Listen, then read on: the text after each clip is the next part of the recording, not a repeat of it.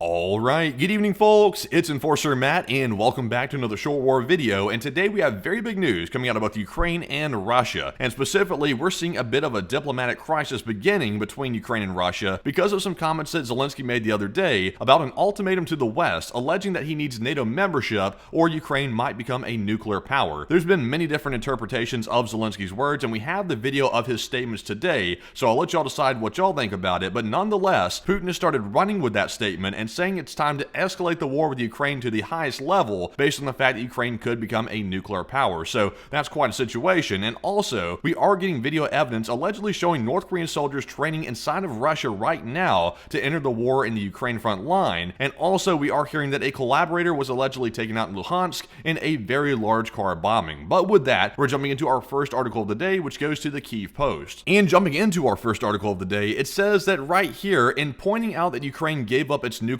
arsenal in exchange for paper that no one honored, meaning the Budapest Memorandum, Zelensky tells NATO members that Ukraine must either return to being a nuclear country or become a full member of NATO. And we have the video here of Zelensky's statements which led to this conclusion, and right now this has caused some tensions between not only allies but also some more propaganda statements being made by Putin, basically, that they want to escalate the war even further based on these comments about nuclear weapons. So let's take a look at the video and see exactly what Zelensky said. So Zelensky said, "So how can we believe in this document, and how can we trust all the partners who guaranteed the protection of our territorial integrity?" He said, "and sovereignty, and the answer is very simple." He said, "Does it work? No, the document does not work. And do other major partners' agreements with Russia work?" And he goes on to say, "No, that is, these were not only agreements between Ukraine and Russia, but also between Ukraine and all of its partners. So in general, all these agreements did not work out." And he also says, which of these big countries, all the nuclear powers were affected, all of them? No, it was only Ukraine. He said, who gave away the nuclear weapons? All of them. No, only one. Who was it? It was Ukraine. He said, who's at war today? It's also Ukraine. And he said, and so, it turns out that, and he said something here and looks like Ukrainian or Russian. He said, in a conversation with one of the candidates, he said, what's the solution? Or will Ukraine have nuclear weapons? And then it'll be a defense for us. Or we should have some kind of alliance. NATO, we do not know of any other effective alliances today. He said the NATO countries are not at war today. He said NATO members are not at war. In the NATO countries, people are all alive. Thank God, he said. And he said, and that is why we choose, and that is why we choose NATO, not nuclear weapons. We are choosing NATO.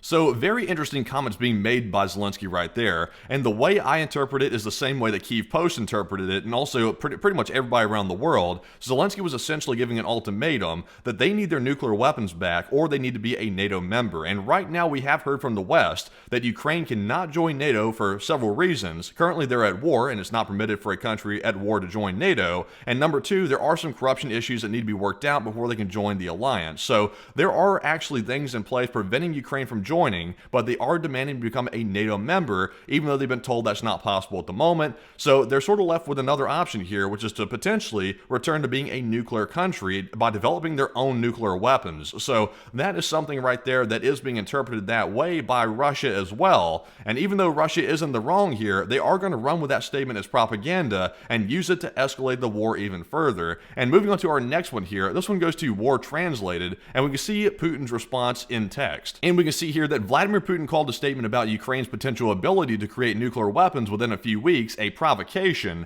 and at the same time he said, creating nuclear weapons in the modern world is not difficult, and I don't know if Ukraine is capable of doing this. It's not that simple. And also Putin added that any step in this direction would be met with an appropriate response, and that Russia would not allow it under any circumstances. So, right now we're seeing Zelensky walk back these comments about nuclear weapons, and we'll get to that in just a moment, but nonetheless, Putin being the liar he is, is, he's going to take those statements right there, which may or may not have been in context. He's going to take those and run with them and say that Ukraine is trying to become a nuclear state, and now the nuclear threat that Putin's been trying to basically propagate against Ukraine, it's becoming real because Zelensky said that out of his own mouth. So basically what Zelensky did was give Putin the ultimate propaganda tool, which was say, basically, we're about to be a nuclear threat right on Russia's border, and that is now going to rally the people in Russia to really feel like there's an actual threat right on their border. So that was not a very wise statement by Zelensky to make or even allude to that, because now it's giving Putin the ultimate liar, the ultimate manipulation tool. But with that, we're jumping into our next post here, which goes to Nexta. And like I said, Zelensky is trying to walk these comments back because I think he realized that he kind of stepped in it by making those comments.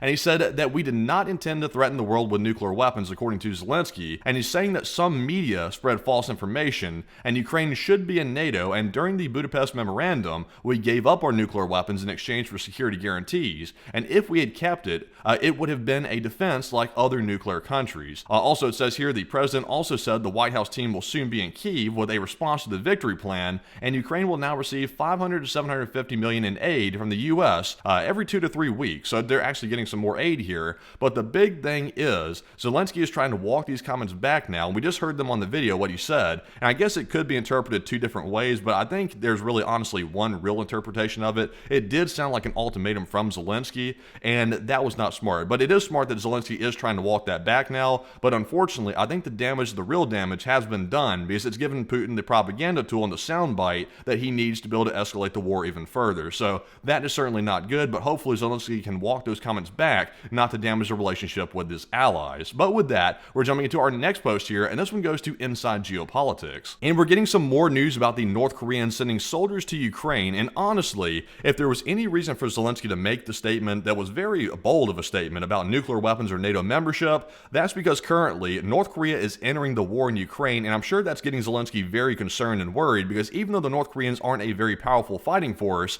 that is nonetheless a new source of manpower that Russia is pulling on, which Ukraine does not have. So that is probably very concerning, and it's probably causing stress in Zelensky, which is probably why he made that very bold and sort of inappropriate statement to make about the nuclear weapons at the moment. And then right here in this post right here, it says North Korea is sending 12,000 troops, including special forces, to support Russia in its war against Ukraine. And according to the South Korean National Intelligence Service, North Korea has decided to send 4 brigades to Ukraine and has already begun deployment. And it seems like really the only country around the world taking this very seriously is not the United States, it's actually South Korea. Because down here you'll actually see, it says the South Korean President Yoon convened an emergency security meeting regarding North Korea's troop movement into Russia. South Korea is taking this very, very seriously. I'm glad they are because someone needs to take it seriously because it is a very bad situation for Ukraine. And ultimately, NATO will have to respond to this in some way. We can't just sit back and allow this to happen, but at the same time, Zelensky cannot go overboard by saying he wants to arm his country with nuclear weapons, because that, like I said, that gives Russia the ultimate propaganda tool that we cannot afford them to have right now, because if they're able to rally their people up to fight the war and keep going, then Russia will keep going indefinitely, because they'll have their people rallied up, and there will be no chance of the people rising up and saying enough is enough. That will never happen if the people are effectively rallied by Putin's false statements. So we're seeing a very interesting situation here, but we have a real bombshell here in our next post, which also goes to War Translated, and we allegedly have footage that's circulating online showing North Korean soldiers training in Russia already, and the head of the HRU, Budanov, reported that Russia plans to send 2,600 soldiers to Kursk by November the 1st. So let's take a look at the video. Вот они побежали. So here we can see it looks like some type of training base inside of Russia based on what we're seeing right here. The guy filming says they can't be filmed, and for obvious reasons they don't want footage of this getting out. So if this is indeed a Russian training ground, you can allegedly see North Korean soldiers right there being trained by the Russians. And once again, take this with a grain of salt, because even though it appears to be what it says to be, this is of course unconfirmed at the moment, but this footage appears to show North Korean soldiers training inside of Ukraine, but we will be waiting for more confirmation of that. But it looks like they're being trained maybe on some type of run or some type of march out here or something like that, and they're being trained how to basically fall in line with the Russian military. So now obviously they have some barbed wire up right there as well, so I'm not sure if that's for the North Koreans not to get out or what. We do know that North Koreans have already defected from Russia, or at least ran off and hid in the woods because they want to get away from the really bad situation that they're in back in their home country. So whatever the case is, this appears to be what it is, North Korean soldiers here, but like I said, we will wait for more confirmation. But with that, we're moving on to our next post here, and this this one is going to go to the Kyiv Post. And last night we did see the Russians unleash one of the largest drone assaults on Ukraine overnight, says the Kyiv military administration, and above Kyiv, Ukrainian defenders shot down every single last drone. So even though this was a very large attack by the Russians here in Ukraine, the Ukrainians were able to shoot them down once again thanks to all the air defense they have over their territory. So of course that's very good news, but not good Russia's launching the attack, but at least Ukraine has been armed with all the defense they need to be able to shoot the stuff down. So let's take a look at the video. So right there you can hear the interceptions of the drones.